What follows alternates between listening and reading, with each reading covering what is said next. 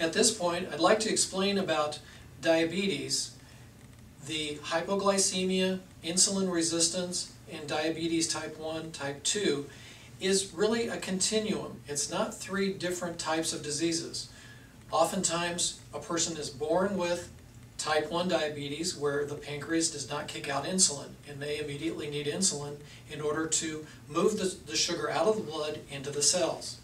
Now, a person who has hypoglycemia is a person that has low blood sugar. In other words, the pancreas is putting out too much insulin and pushing the blood sugar low, and then the brain says, I'm hungry, I need to eat more. Now, over a period of time, the body becomes resistant to that insulin because it's used to it putting too much insulin out there, and it knows that it doesn't need to drop that blood sugar so low. So you move from hypoglycemia to the insulin resistance mode. And because the body continues to pump out insulin in too high of a rate, then the pancreas ages quicker than the rest of the body, and it begins to, those cells begin to die quicker than the rest of the body. So then the body stops producing insulin, and then you have diabetes. So this is a continuum rather than three different types of diseases. So it's important to understand that in that particular disease. You notice I said good glucose and oxygen. Today, we think of glucose as sugar. And sugar is different today than it was a century ago. It is highly processed, and the FDA said back in the 1970s, that if sugar came out on the market at that time, they would ban it as a dangerous drug because it contributes to so many degenerative conditions. So by good sugar, what I'm talking about is sugar that's in its natural state. Raw cane sugar, sugar in fruits, and that type of thing. Which two receptor sites light up the most? If you said muscles and touch, you're correct. Those are the ones that are also affected the most by peripheral neuropathy. It's important at this point to note that gluten and casein can become real problems for the brain. And here's how. You've heard how that when people are running and exercising, how that they have morphins that are kicked, endomorphins that are thrown into their system by the brain. And that's a natural, normal type of morphine to help with pain. And it makes us feel good. Well, the more common sources of gluten and casein in milk, gluten is in wheat, casein is in milk, our brain will take those chemicals and make a glutamorphine and a casomorphine. And so what happens is those morphines make us feel good, and we actually become dependent on those types of foods that we're actually many times sensitive to. So we actually crave oftentimes foods that are bad for us. And when we get off of those types of foods, sometimes there are some side effects that occur, so it's important to come down off of those slowly to minimize those types of effect, much like if you were a heroin addict. If you stop cold, you're going to have some severe problems. Well, sometimes people that need, because of food sensitivities, need to get off of gluten or casein. They may have to do it gradually in order to minimize the symptoms of getting off of those types of drugs that their body is actually producing for them.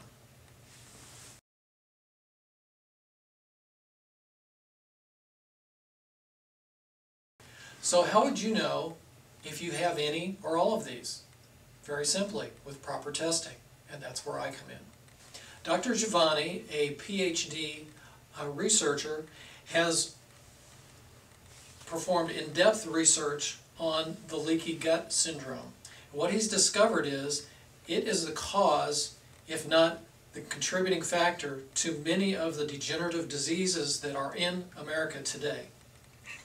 What he's discovered is up to 95% of the people in America have what's termed leaky gut. Well, what is leaky gut?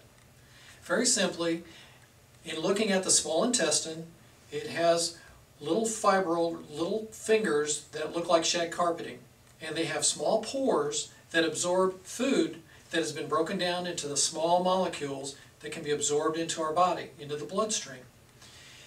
Well, there are little policemen that keep these pores small and allow these linkages, allow those small molecules only to get through. Because of our standard American diet, we have a lot of processed foods, a lot of chemicals, and a lot of genetically engineered foods which our body sees as foreign, and that breaks down those linkages, or puts those policemen out of their normal positions and opens those pores up, and we begin to absorb larger molecules than we should. That creates a generalized inflammation. That generalized inflammation affects all of our tissues, including our peripheral nerves for peripheral neuropathy and the brain itself. In order to get control of this condition, a patient has to reduce and eliminate those foods that are inflammatory in nature that cause this condition to start with, and then have nutrition to heal the gut lining, and then those policemen return back to their normal positions and allow only those small molecules, which are food or blocks for tissues, to get through. That reduces the overall inflammation, takes the inflammation off the peripheral nerves in peripheral neuropathy, and off the brain, and off all the other joints, muscles, ligaments, skin, all the other tissues. The generalized inflammation goes down as a result. So leaky gut is a linchpin 95% of the time in conditions, degenerative conditions like peripheral neuropathy. In the early 2000s, Newsweek produced an article talking about the brain and rewiring of the brain. In it, it demonstrated that prior to the turn of the century, our belief was that by the time we're 3 years old, our brain is locked in as to its ability to function, and it would never change. What we've discovered since that time is that the brain has a certain amount of neuroplasticity, nerve moldability.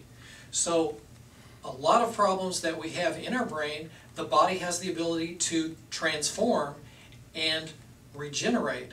So that means not only our brain, but our spinal tracts and our nerves can be regenerated.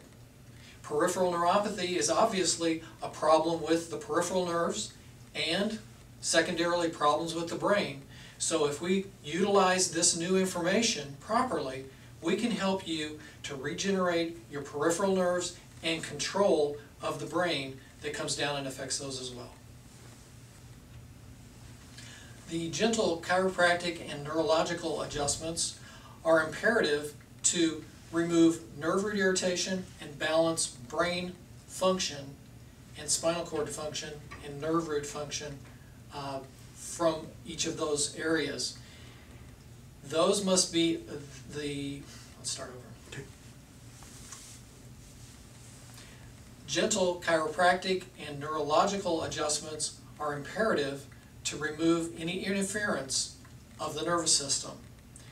Then after that, it's important to rehabilitate or regenerate those nerves, either from the brain down, from the spinal cord down, or even just at the peripheral region. We need to first of all in the exam find out where the problems are and then work to eliminate those at each level or segment. Any of the other therapies are used in conjunction to stimulate regeneration, balancing of the brain, spinal cord, and nerves, and regeneration of each of those as well. So here's my offer to potential new patients.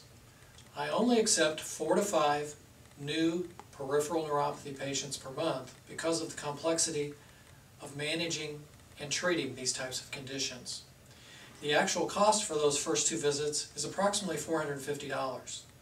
If you'd like to call and make an appointment today, I'm willing to accept $100 for those 2 visits. If you'd like to call, make an appointment today and prepay, I'll accept $50 for those same 2 visits. So it's up to you.